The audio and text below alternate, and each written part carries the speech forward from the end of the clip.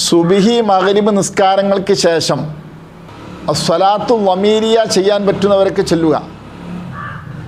സ്വലാത്ത് മുത്തുനബിയുടെ മേലിൽ അള്ളാഹുവും മലായിക്കത്തും ചെയ്യുന്നുണ്ട്, അതുകൊണ്ട് നിങ്ങളും അവിടുത്തെ പേരിൽ സ്വലാത്ത് സലാമുകൾ ചെല്ലുക എന്ന് പരിശുദ്ധ ഖുർആനിൽ അല്ലാഹു തആല കൽപ്പിച്ച ആയത്ത്, ഇന്നല്ലാഹു മലായിക്കത്തു യുസ്വല്ലൂന അലൻ നബി എന്നുള്ള ആയത്ത് പാരായണം ചെയ്തതിന് ശേഷം സ്വല്ലല്ലാഹു അലൈഹി എന്ന് 100 തവണ പറയുക.